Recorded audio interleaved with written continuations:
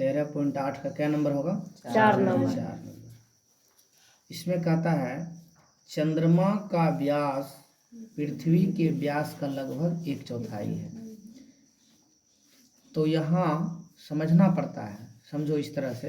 इसे कहता है चंद्रमा का व्यास, यहाँ देखिए लिखा है ना, चंद्रमा का व्यास पृथ्वी के व्यास का लगभग 1/4 है। किससे तुलना कर रहा है? चंद्रमा का व्यास जो है किसका 1/4 है? पृथ्वी के व्यास का 1/4 है। तो जिससे तुलना कर रहा है पहले उसको मानना पड़ेगा। तो आप मान लीजिए पृथ्वी का व्यास d है, पृथ्वी का व्यास d है। तो चूंकि व्यास से तो हम लोग कोई सूत्र में व्यास का उपयोग करते नहीं हैं, तो इसका त्रिज्या निकाल लेते हैं। व्यास यदि d है तो त्रिज्या हो जाएगा d/2। त्रिज्या कितना हो जाएगा? d/2। अब कंपैरिजन करो कि पृथ्वी का व्यास यदि d है तो चंद्रमा का व्यास कितना हो जाएगा? चंद्रमा का व्यास कहता है पृथ्वी के व्यास का 1/4 है। तो इसका मतलब हो गया d गुना 1/4 या d/4। ये किसका व्यास हो गया? ये चंद्रमा का व्यास हो गया d/4। तो त्रिज्या कितना हो जाएगा? त्रिज्या हो जाएगा d/4 भागा 2 से भाग करते हैं ना, भागा 2 बराबर हो जाएगा d/4 गुना 1/2 बराबर d/4 दूना 8। तो यहाँ आपको निकल गया पृथ्वी का व्यास d/2, पृथ्वी का व्यास d/2, सॉरी पृथ्वी का त्रिज्या d/2 और चंद्रमा का त्रिज्या कितना निकल गया? d/8। आगे देखो, कहता है चंद्रमा का आयतन पृथ्वी के आयतन की कौन सी भिन्न है? अब यहाँ देखिए, अब दोनों का आयतन निकालिए। अब पृथ्वी का आयतन, पृथ्वी का आयतन किस आकार का पृथ्वी होता है? गोलाकार का होता है ना।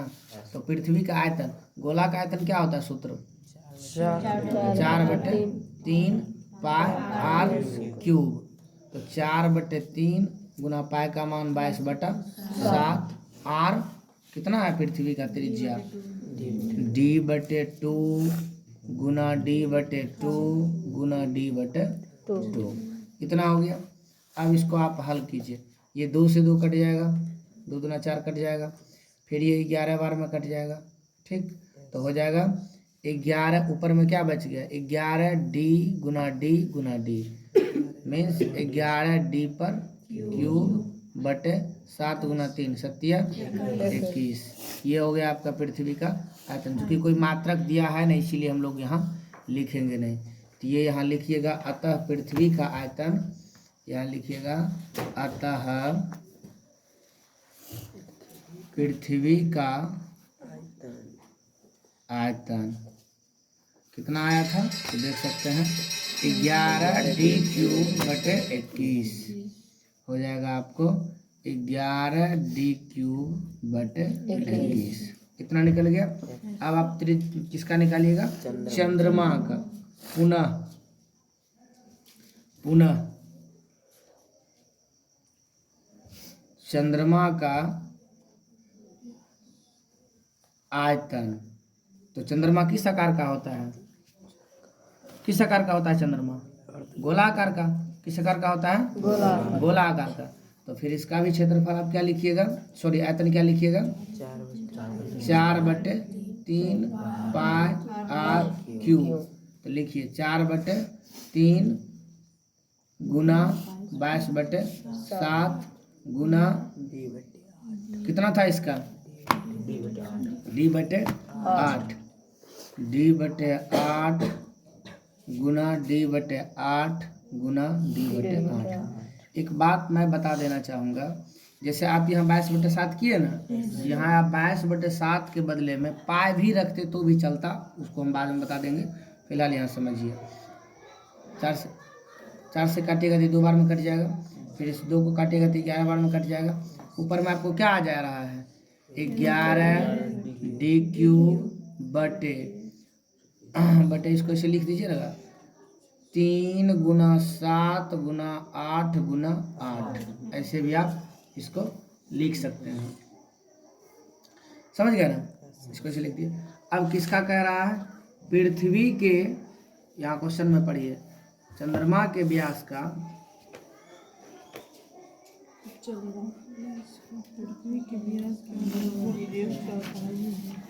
क्या कहता है, चंद्रमा का आयतन जो है पृथ्वी के आयतन की कौन सी हिस्सा है, पृथ्वी के आयतन की कौन सा हिस्सा है। तो आप यहाँ चंद्रमा को ऊपर लिखिएगा। अब अनुपात करने पर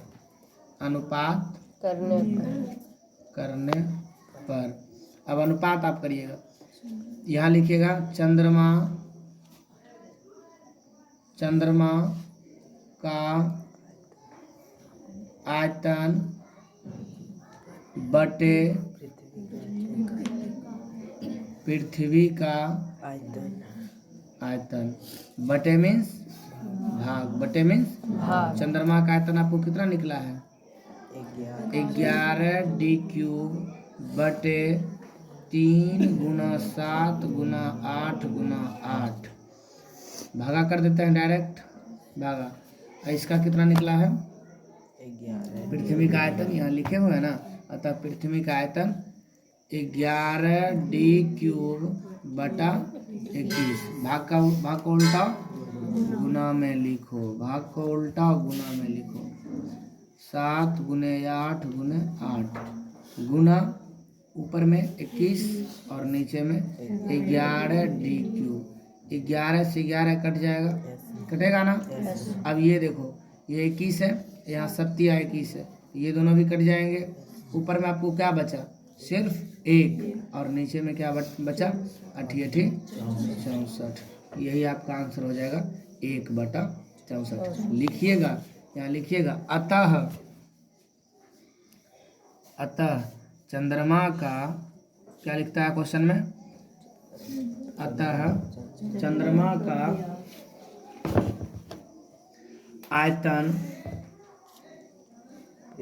आयतन पृथ्वी के आयतन का 1/64 भाग है। समझ गया ना।